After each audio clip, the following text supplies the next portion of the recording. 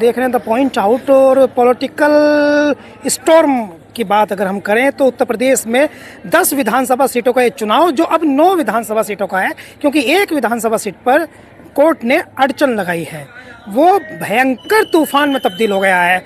कम से कम जो political analysis करने वाले लोग हैं, जर्नलिस्ट हैं और राजनीतिक जानकार हैं, उन्हें कम से कम ऐसी उम्मीद नहीं थी कि कोई उपचुनाव इतना ज़्यादा क्रेज पैदा कर सकता है।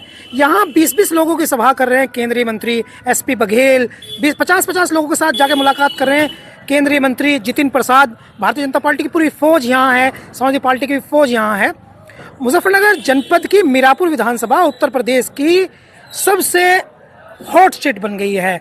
इसके कई कारण हैं। एक्चुअली अखिलेश यादव जो ये उम्मीद करते हैं कि 2027 में फिर से सीएम बनेंगे, वो ये बात अच्छी तरह से जानते हैं कि इसके लिए बहुत ज़रूरी है कि उनका जो समीकरण है, उनका जो कैलकुलेशन है, वो वेस्ट यूपी में फिट बैठना चाहिए। और वेस्ट यूपी में फिट बैठने के लिए उनको मुसलमान के साथ साथ दूसरा बेस वोट चाहिए, दूसरा प्लस वोट चाहिए। और इसके लिए उन्होंने कई तरह के प्रयोग किए हैं। और इस बार उत्तर प्रदेश की मुजफ्फरनगर जनपद की मीरापुर विधानसभा में उन्होंने एक बड़ा भीषण प्रयोग किया है। यहाँ उन्होंने पूर्व सांसद, पूर्व विधान परिषद सदस्य और पूर्व विधायक कादिर राणा के पुत्र उद्धव सुंबुल राणा को प्रत्याशी बनाया है।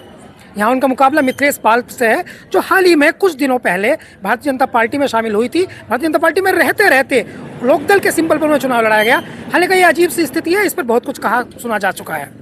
खैर, राष्ट्रीय परिदृश्य पर एक गांव है जिसका नाम है सीकरी। सीकरी के बारे में आप जानते होंगे, पॉलिटिकल गांव है। बहुत सारे लोग ये मानते हैं कि इस गांव में राजनीति अपने चरम पर होती है, और इतने चरम पर होती है राजनीति कि पूरे जनपद की राजनीति इसके इर्द गिर्द घूमती है। यानी अगर हम बात करें तो सीकरी में सबसे अधिक राजनीतिज्ञ लोग कहते हैं कि यहाँ के सियासतदान जो हैं वो किसी दूसरे गांव की तुलना में अधिक परिपक्व हैं और ज़्यादा रुचि रखते हैं राजनीति में।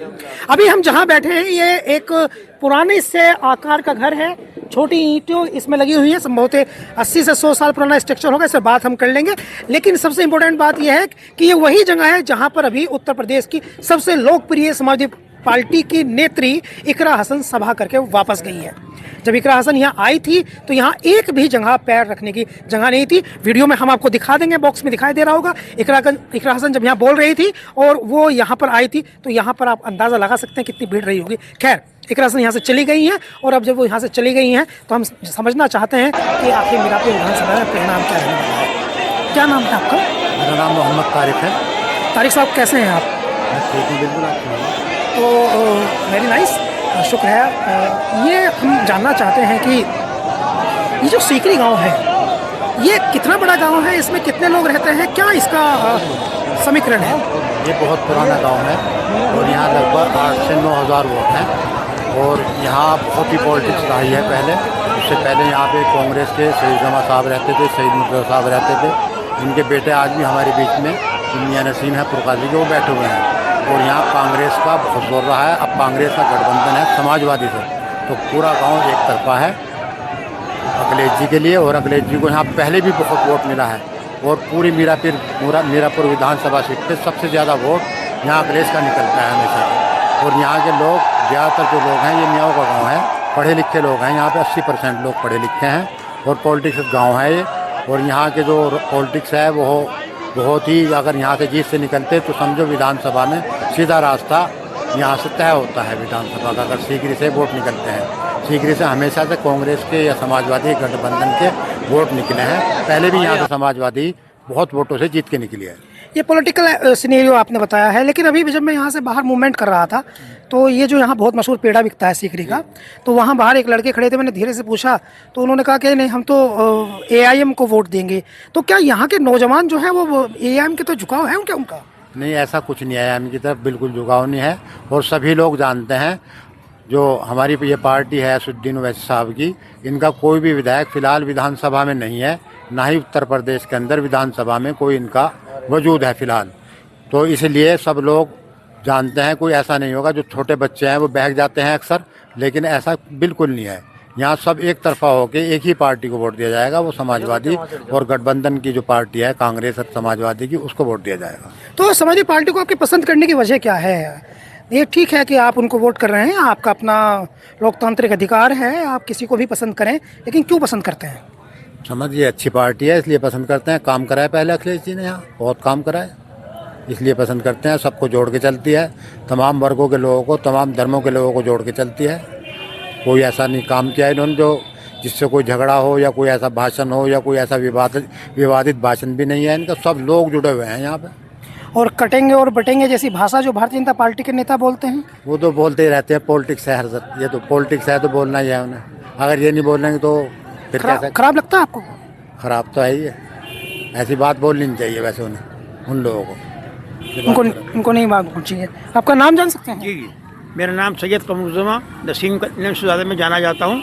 मैं पुरकाई विधानसभा से मैं रहता हूँ और सीकरी एरिया जो है, सीकरी का जो पहले जो है मोरना सीट होती थी, अब ये बिजनौर सीट है। ये हमारे पूर्वजों की, शहीद इंदौरा साहब की, हमारे भाई साहब के, बहुत लोगों की जो है ये धरोहर रही है। और यहाँ के लोगों ने हमेशा अक़लियत को कि वोट आदमियों को वोट दिया है जो अच्छे काम करते हैं। आप सईद मुर्तज़ा साहब के बेटे हैं? जी, मैं शहीद इंदौरा साहब को छोटा बेटा हूँ। तो ये बताना बीच में ज़रूरी हो गया है। एक्चुअली उत्तर प्रदेश की राजनीति में एक बहुत बड़ा नाम है सैयद मुर्तज़ा साहब। उनके बेटे सैदुज़्ज़मान जो गृह राज्य मंत्री भी रहे हैं, तो आप सैयद मुर्तज़ा साहब के छोटे बेटे हैं, यानी सैदुज़्ज़मान साहब के छोटे भाई हैं। पुरकाजी के आप कई बार चेयरमैन रहे हैं जी। तो अभी ये बताइए कि पॉलिटिक्स के दृष्टिकोण से आपको खूब तजुर्बा है, बहुत है, तो मीरापुर विधानसभा का एनालिसिस, विश्लेषण आपके दृष्टिकोण से आपको क्या दिखाई देता है? देखिए, मेरा कहना ये है कि मीरापुर जो विधानसभा सीट है वो गठबंधन की है, कांग्रेस और समाजवादी दोनों का गठबंधन है। उस गठबंधन के माध्यम से हम लोग इस सीट को जीतेंगे। और सबसे हमारे लिए सबसे बड़ा अहम ये है कि ये आपकी मीरापुर सीट जो है एक यूपी में एक निर्णायक सिद्ध होगी, ताकि जो है आने वाला 27 तारीख का इलेक्शन हमारे लिए और हमारे परिवार के लिए, हमारे बच्चों के लिए, हमारे बुजुर्गों के लिए, हमारे रोशन आगे बढ़ने के लिए एक मुस्तकबिल का रास्ता दिखाएगी। आप अभी कांग्रेस में हैं? जी, मैं कांग्रेस में हूँ। मुझे 50 साल से कांग्रेस में हूँ। मैंने कहीं कोई इधर उधर मैं नहीं गया हूँ। ये काफ़ी पॉजिटिव बात है। इस तरह की बात कही जा रही थी कि समाजवादी पार्टी के प्रत्याशी सुमुल राणा के पक्ष में कांग्रेसी नेता जो हैं वो एक्टिवेट नहीं दिखाई दे रहे हैं, लेकिन जब नसीम मियाँ जैसे सीनियर लीडर भी अगर वो छोटी छोटी नुक्कड़ सभाओं में जाकर के जनता के बीच जाकर के उनको मोटिवेट कर रहे हैं, तो फिर ये अच्छा संकेत है कादिर राणा जी के लिए। देखिए, ये बहुत ही अफसोस बात है कि लोग बाग गलत अफवाह कर रहे हैं कि कांग्रेस सपोर्ट नहीं कर रही है। कांग्रेस तो दिलजान से सपोर्ट कर रही है और करती रहेगी। और गठबंधन जो है वो कोई आज के लिए गठबंधन नहीं है। पार्लियामेंट में आपने देख लिया है, आगे आने वाले टाइम विधानसभा में भी आप देखेंगे कि गठबंधन की सरकार बनेगी। वो क्या बनेगी, कैसे बनेगी, कौन बनेगा सीएम, ये आगे जाके बात तय होगी। कांग्रेस के नेता हैं नसीम मियाँ साहब, बड़े नेता हैं, तो इनसे एक बड़ा सवाल पूछ रहे हैं और आप इस सवाल पर ज़रा गौर कीजिएगा। आपके नेता हैं राहुल गांधी और उनको प्रधानमंत्री बनाने के लिए अखिलेश यादव ने दिलो जान लगा दी। अलग बात है कि वो प्रधानमंत्री नहीं बन पाए। स्टालिन, शरद पवार, सुप्रिया सुले, उद्धव ठाकरे और अखिलेश यादव लगे थे आखिरी समय तक। तो क्या कांग्रेसियों के मन में भी ये बात है कि 2027 में वो अखिलेश यादव को मुख्यमंत्री बनाने के लिए दिलो जान लगा देंगे? देखिए, ये कहना अभी गठबंधन में है। जो हमारे बड़े लीडर लोग हैं, बड़ी पार्टी के जिम्मेदार लोग हैं, वो इस बात को तय करेंगे सीट किसको जाएगी। गठबंधन में ये सीट ये तय हुआ कि पहले तो कांग्रेस को जा रही थी, तो गठबंधन से तय हुआ कि जो है ये समाजवादी को सीट दे दी जाए। तो गठबंधन के कहने पर ये सीट जो है सपा को चली गई है और वो आगे आने वाला टाइम तय करेगा कि क्या कौन बनेगा कौन नहीं बनेगा। आज के कहने में गठबंधन जो चाहेगा वो आगे की राह तय करेगा। नहीं, मैं कह रहा हूँ कि अभी कुछ ही दिन पहले 2024 में कुछ ही दिन पहले लोकसभा का चुनाव हुआ और समाजवादी पार्टी और कांग्रेस के गठबंधन में प्रधानमंत्री के दावेदार तो राहुल गांधी थे। तो कांग्रेस को जिताने के लिए समाजवादी पार्टी ने पूरे मेहनत की। तो क्या इसकी संभावना है कि अखिलेश यादव 2027 में मुख्यमंत्री पद के दावेदार होंगे? तो क्या उनके लिए कांग्रेस उसी तरह से काम करेगी? नहीं, देखिए, हाँ, कांग्रेस तो जो है गठबंधन के लिए काम करेगी। जो भी पार्टी होगी उसके लिए जिम्मेदार होगी और आगे जो है जो भी इसको क्या इसका आगे क्या सम्मेलन होगा, जो अखिलेश जी ने जो पीछे कांग्रेस की एक गठबंधन के लिए काम किया है, हम उसके लिए हमेशा काम करते रहेंगे, हम कभी उससे पीछे नहीं हटेंगे। आपका क्या नाम है? मैं मोहम्मद अनवर, ग्राम प्रधान भैंसा रेडी। ग्राम प्रधान कहाँ के? भैंसा रेडी पड़े। अनवर साहब, आप भैंसा रेडी के ग्राम प्रधान है। भैंसा रेडी इसी विधानसभा में है? नहीं, विधानसभा काजी में। तो अनवर साहब, ये जो नया पॉलिटिकल सिनेरियो बना है, जिसमें आप चूँकि गांव के प्रधान भी हैं, इसलिए आपसे ये सवाल है, जिसमें हम ये देख रहे हैं कि समाजवादी पार्टी की एक तरफ की सियासत है जो मुख्य विपक्षी पार्टी के तौर पर अब दिखाई देती है, और दूसरी तरफ भारतीय जनता पार्टी की सियासत है। तो आपकी एज भी 50 साल से ज़्यादा मुझे दिखाई दे रही है। तो ये जो नफरत की राजनीति हो रही है, इसका कोई काउंटर है? कुछ है कि ये इस तरह की सियासत, बंटवारे की सियासत, कटेंगे बटेंगे सियासत जो है, इसका कोई काउंटर है? इसका काउंटर राहुल गांधी और जी अखिलेश यादव जी और सभी गठबंधन के जो भी सहयोगी हैं, इन्होंने उनकी काट निकाल ली है। क्योंकि उनका नारा ही जुड़ेंगे तो जीतेंगे, वो निकाल लिया है। जो इन्होंने नारा दिया था कि बटेंगे तो कटेंगे, उसकी इन्होंने तोड़ निकाल ली है। और इसका जवाब जो ये गठबंधन ही देगा, जो भाजपा मतलब नफरत की राजनीति करती है, उसका जवाब पीडीए मिलकर और सारा गठबंधन मिलकर ही इनका जवाब देगा, और दे रहा है। पीछे लोकसभा चुनाव हुए, उसमें भी जवाब दिया, और इसमें भी मतलब जो उपचुनाव हो रहे, इसमें भी बहुत बढ़िया समीकरण रहेगा, बढ़िया मान लो जीत होगी। अभी किसी ने पोस्टर लगाया है उत्तर प्रदेश कांग्रेस लखनऊ के दफ्तर पर कि आप बात कर रहे हैं कटेंगे तो बटेंगे, लेकिन हम हर गांव में मोहब्बत की दुकान खोलेंगे। मतलब हमारे राहुल गांधी जी ने मतलब सबसे लंबी यात्रा की और मोहब्बत की दुकान खोल ली, और उसका साथ अखिलेश जी ने भी दिया। तो उस चीज़ का असर पूरी पब्लिक में, पूरे हिंदुस्तान में है जी, और उसका असर दिखाई दे रहा है जी। तो जो ये नफरत की राजनीति करते आ रहे, ये पहले भी 25 साल के लिए गायब हो गए थे, फिर ये 25 साल के लिए गायब होंगे बीच में, क्योंकि अब सभी इनसे उब चुके। ये जब भी नफरत की बात करते हैं, विकास की कोई बात नहीं करते, शिक्षा की कोई बात नहीं करते, स्कूल बंद करने की बात करते हैं। अपने इनकी 8 साल की राय मतलब यहाँ से सरकार हो गई यूपी में, लेकिन कोई भी विकास का नारा इनका नहीं है। 2 दिन पहले यहाँ मुख्यमंत्री जी आए थे, उन्होंने भी मतलब बांटने की बात की, कोई अपने विकास का कोई एजेंडा ये नहीं दिखा, हमने ये विकास किया या ये किया, नफरत भरी बात करी। उससे अब लोग ऊब चुके, क्योंकि बहुत टाइम हो गया। अब हमें पूरी उम्मीद है कि बहुत बढ़िया वोटों से हमारी यहाँ से गठबंधन की प्रत्याशी सुम्बुल राणा जी जीत कर जाएंगी। सुम्बुल राणा का चुनाव लड़ाया जाना कैसा फैसला है? क्योंकि वो पहले पॉलिटिकली एक्टिव नहीं थी, कादिर राणा जो हैं वो पहले पॉलिटिकली एक्टिव नहीं थी, सुम्बुल राणा, और पहली बार उनका नाम सामने आया। कादिर राणा जो हैं, ज़रूर उनके जो ससुर हैं बहुत ज़्यादा एक्टिव रहे हैं, विधायक रहे, यहाँ सांसद रहे, विधान परिषद सदस्य भी रहे। तो सुम्बुल राणा का चुनाव लड़ाया जाना एज ए मुस्लिम भी और एक महिला राजनीतिज्ञ के तौर पर भी आप कैसे देखते हैं? उनका पिताजी जो हैं सुम्बुल राणा जी के, वो बीएसपी के भी बड़े नेता हैं, उनका दल। और यहाँ से हमेशा जब भी समाजवादी को नुकसान देते, बीएसपी पर हमारा मोमडन से बढ़ जाता। पिछली बार भी ऐसा ही हुआ लोकसभा चुनाव में कि यहाँ से हमारा ज़्यादा मोमडन से भाई इस चक्कर में कि मतलब कि बीएसपी निकाल देगी सीट, और उस पर चला गया। अब की बार ऐसा नहीं हो रहा, अब की बार ज़्यादातर सुम्बुल राणा पे ही ओट जा रहा, और वो महिला भी हैं, और उनसे बहुत बड़ी उम्मीद है। इकरा बहन नहीं, मेरा सवाल आप नहीं समझे। मैं ये कह रहा हूँ कि अभी हम क्या देख रहे हैं कि सिनेरियो में कि मुस्लिम महिलाएं राजनीति में आती हुई झिझकती थी, और 2 ही परिस्थितियों में राजनीति में आती थी वो, या तो उनके हस्बैंड किसी कठिनाई में हो, जैसे नसीम सोलंकी कानपुर में सीसामाऊ विधानसभा सीट से उनके जो हस्बैंड हैं इरफान सोलंकी वो जेल में हैं, या फिर कोई भी जेल भेज दिया, कोई भी विशेष परिस्थिति बन गई। लेकिन यहाँ जो इकरा हसन जैसे जिन परिस्थितियों में आई, उसी वैसे ही कंडीशन में जो है वो सुम्बुल राणा आई, यानी खुद से, खुशी से, मजबूरी से नहीं, खुशी से। तो इस दृष्टिकोण को जो मुस्लिम औरतों में चेंज हो रहा है बतौर मुस्लिम, आप कैसे देखते हैं? ये बहुत बढ़िया मतलब संदेश है इस बात का, क्योंकि हमारी मुस्लिमों को मतलब पहले भाजपा वाले आरोप लगाते थे तो पर्दे से निकलती नहीं, बुरखा पर वो रहती हैं, लेकिन अब राजनीति में भी आ रही हैं, सर्विस में भी जा रही, मतलब IPS IAS मतलब बननी, तो मतलब शिक्षा का मतलब वो चल रहा, और जी राजनीति में भी हमारी महिलाएं बढ़ चढ़ के हिस्सा ले रही, बहुत खुशी की बात है, बहुत अच्छा लग रहा है। आपको अच्छा लग रहा है? आप इधर आ जाओ, इधर आप बैठ रही है।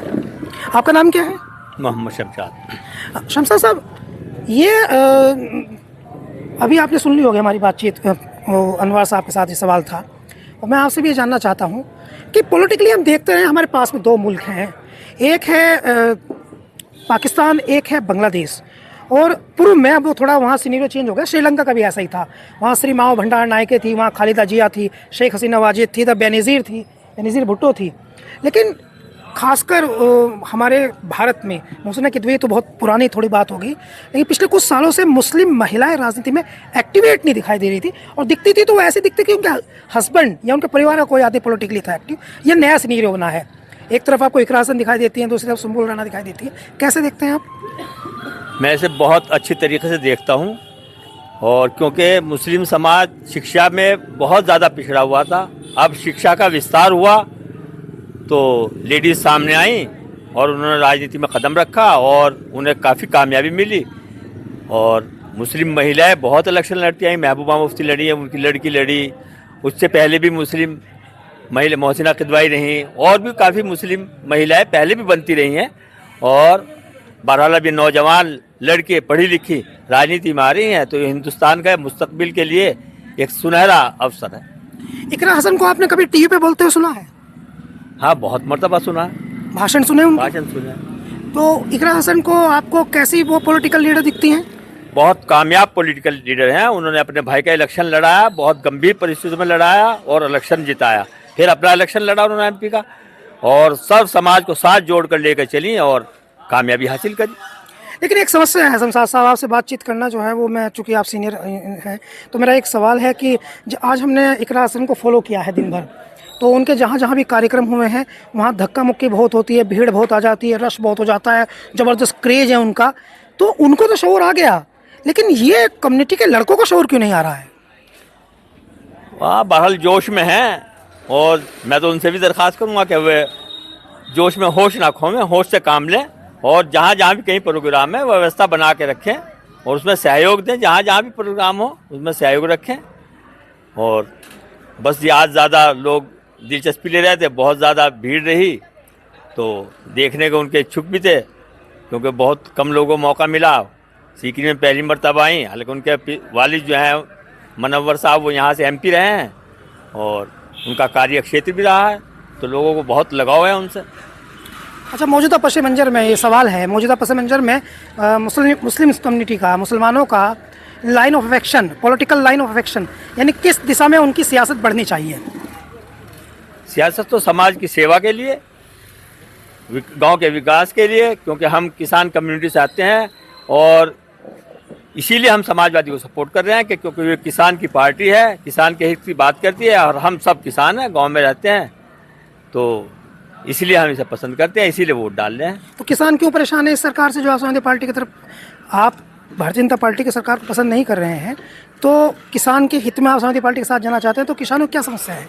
किसानों की बहुत समस्या है। किसान, एक तो यह है कि कर्ज में किसान इतना डूब चुका है कि जिस किसान ने एक मरतबा बैंक से कर्ज ले लिया वो उसे अदा करने की स्थिति में बिल्कुल नहीं है। सरकार के बार बार वादे के बाद भी उन्होंने आज तक कोई कर्ज माफ़ी नहीं की। किसान के साथ हमेशा अत्याचार ही रहा।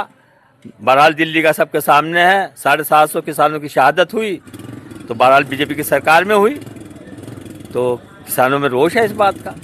अच्छा, एक यहाँ एक इशू चल रहा है, मैंने देखा मुजफ्फरनगर में बड़ा आम है, उसमें टिकैत परिवार के लोग भी काफ़ी बोल रहे थे, और यहाँ के तमाम किसान नेता से बोलते हैं कि ट्यूबवेल पे मीटर लग रहे हैं रीडिंग वाले, तो यहाँ भी कोई है ये? हाँ, ये गलत है, लगने नहीं चाहिए। किसान तो वैसे ही दुखी है, माली हालात उसके बहुत कमज़ोर हैं। अब सरकार एक तरफ तो बिल माफ़ कर दिया सरकार ने कि किसान का बिल माफ़ है, जब किसान का बिल माफ़ कर दिया तो मीटर का कोई औचित्य नहीं रहता, समझ से बाहर की बात है। हाँ, आपसे बात करें, क्या आपका नाम है? मोहम्मद तारिक साहब, इससे पहले जो बात करें तो उनका नाम भी तारिक था, तो इत्तेफाक है, हमारे पास 2 तारिक हैं। गुड। तारिक साहब, ये बताइए कि सीकरी जो है बड़ा पॉलिटिकली एक्टिव गांव इसको समझा जाता है, तो कहते हैं कि यहाँ कई ध्रुव होते हैं, अमूमन 4 दिशाएं होती हैं, एक ईस्ट, एक वेस्ट, एक नॉर्थ, एक साउथ, और सीकरी एक ऐसा गांव है जिसकी 10 दिशाएं हैं। सही है ये बात? नहीं, ऐसा नहीं है। मतलब अगर आप पॉलिटिकली उससे पूछ रहे हैं कि लोगों को वोट देने का जो रुझान होता है उस हिसाब से पूछ रहे हैं, तो ऐसा नहीं है कि 10 दिशाएं हैं। ज़्यादातर यहाँ अभी हमारा एमपी का इलेक्शन हुआ था, अगर आप उसमें देखें बहुत ज़्यादा मेहनत की लोकदल और बीजेपी कैंडिडेट वाले, लेकिन वो वोट नहीं ले पाए। वोट ज़्यादातर समाजवादी को ही किया। और इस बार भी यही पोजीशन हो रही है कि यहाँ से वोट मैक्सिमम, जबकि और मुस्लिम कैंडिडेट भी खड़े हैं, लेकिन लोग हालात को समझते हैं और हालात को समझने के बाद वोट देते हैं। मैं भी अपने आप को बताऊं कि मैं किसी पार्टी से जुड़ा हुआ नहीं हूं। मैं कैंडिडेट को देख के और पार्टी के जो विचार हैं या उनकी जो पॉलिसी है उनको देख के वोट देता हूं। तो मुझे नहीं लगता कि सीकरी की 10 दिशाएं हैं। वोट के हिसाब से तो 4 दिशाएं भी नहीं हैं। एक ही जगह वोट देते हैं मैक्सिमम एक ही जगह। तो क्या पूरी तरह से मुस्लिम बाहुल्य इलाका है? हाँ, सीकरी तो मुस्लिम बाहुल्य इलाका है, लेकिन मुस्लिम बाहुल्य इलाका होने के बाद इस हिसाब से वोट नहीं देते कि ये कैंडिडेट मुसलमान है तो इसी को वोट दें हम। अगर किसी पार्टी का किसी भी मज़हब का कैंडिडेट है, किसी भी बिरादरी का कैंडिडेट है, अगर उस पार्टी की पॉलिसीज़ अच्छी हैं तो उस हिसाब से बहुत समझदारी के साथ वोट देते हैं। पॉलिटिकल पार्टी पॉलिसी को वोट करते हैं जी। तो कैंडिडेट कोई भी हो, तो अभी ये जो सुंबुल राणा है कैंडिडेट, तो समाजवादी पार्टी से, और आरएलडी से कैंडिडेट है मिथिलेश पाल, दोनों लोकल हैं तो दोनों को आप जानते ही होंगे। तो दोनों में आपको चूज़ करना पड़ा तो आप पॉलिटिकल पार्टी की पॉलिसी को चूज़ करेंगे? इस वक्त जो है, जब उपचुनाव कोई भी होता है तो हमें जो मौजूदा पार्टी है जो इस टाइम यूपी के अंदर हुकूमत कर रही है, उसको अगर हमें कोई मैसेज देना है तो उसी हिसाब से करना है। अब जैसे इस टाइम ये यूपी गवर्नमेंट की पॉलिसीज़ हैं, हम उनके ख़िलाफ़ हैं, तो हिंदुस्तान में कोई ऐसा रेफरेंडम का सिस्टम तो नहीं है कि आप इलेक्शन के बीच में कोई रेफरेंडम करें गवर्नमेंट के ख़िलाफ़। अगर कोई उपचुनाव आ जाता है तो वही एक रेफरेंडम है कि हम अपना मैसेज सरकार तक पहुंचाएं कि हम क्या चाह रहे हैं, हम आपकी पॉलिसी के ख़िलाफ़ हैं, आप इसमें बदलाव करें। तो इसलिए उपचुनाव में ये पोजीशन बन रही है। अगर उस पार्टी की जो हुकूमत कर रही है उसकी पॉलिसीज़ अच्छी होती तो हो सकता है हम मिथिलेश जी के साथ खड़े हुए होते। बहुत शुक्रिया तारिक साहब, आपसे बात करना अच्छा लग रहा है, हम कंटिन्यू करेंगे। ये बताइए कि 9 विधानसभाओं पर उत्तर प्रदेश में चुनाव है, और जब 9 विधानसभाओं पर उत्तर प्रदेश में चुनाव है तो सेंटर में और स्टेट में कन्फ्लिक्ट पिछले कुछ महीनों से देखा जा रहा है 2024 के आम चुनाव के बाद। और उसमें ये कन्फ्लिक्ट है कि अगर योगी आदित्यनाथ के नेतृत्व के चुनाव, जिसे बहुत सीरियस ले रही है भारतीय जनता पार्टी, उनके मंत्री एसपी सिंह बघेल यहाँ हैं, उनके मंत्री जितिन प्रसाद यहाँ हैं, उनके कई मिनिस्टर्स यहाँ गली गली घूम रहे हैं, 20-20 लोगों की सभा कर रहे हैं, इतना सीरियस ले रही है। मुख्यमंत्री 3 बार आ चुके हैं, तो बहुत सीरियस ले रही है भारतीय जनता पार्टी। तो क्या ऐसा आपको फील होता है, चूंकि मुझे लगा कि आप पॉलिटिकली साउंड व्यक्ति हैं इसलिए पूछ रहा हूँ, क्या आपको ऐसा फील होता है कि अगर यहाँ से हार हो जाती है भारतीय जनता पार्टी की इन 9 विधानसभा सीटों में, 6 सीटों पे भी हार हो जाती है, तो योगी आदित्यनाथ जो है वो बतौर सीएम बदले जा सकते हैं? देखिए, ऐसा है, मैं जो हूँ, मेरी एक चीज़ और है, मैं छोटे स्टेट का पक्षधर हूँ, मैं बड़े स्टेट के ख़िलाफ़ हूँ। और हम जब किसी पॉलिटिकल मामलात में आते हैं, वोट देते हैं, तो हमें इतनी समझ होनी चाहिए कि इस टाइम बहुत ज़माने पहले एक यूपी विधानसभा से पास होकर प्रस्ताव गया हुआ है यूपी के 4 हिस्से होने के लिए। अगर 9 की 9 विधानसभा समाजवादी गठबंधन जीत जाता है तो हो सकता है कि बीजेपी ये सोचकर कि आने वाले वक्त में 27 में कहीं अखिलेश इतने बड़े स्टेट पे राज ना करें, तो हो सकता है जो हमारी पुरानी मांग आ रही है, ख़ास तौर से वेस्टर्न यूपी की, पश्चिमी उत्तर प्रदेश की, हरित प्रदेश की, हो सकता है हमारा उत्तर प्रदेश 4 स्टेट में बढ़ जाए। क्योंकि उसके अंदर एक चीज़ ये होती है कि उत्तर प्रदेश को सबसे ज़्यादा जो रेवेन्यू प्राप्त होता है, मिलता है, वो हमारे वेस्टर्न यूपी से मिलता है। ये रेवेन्यू के मामले में गोल्डन बेल्ट कहलाता है, लेकिन डेवलपमेंट ज़्यादातर पूरब में होता है। तो हमें इस हिसाब से भी वोट देना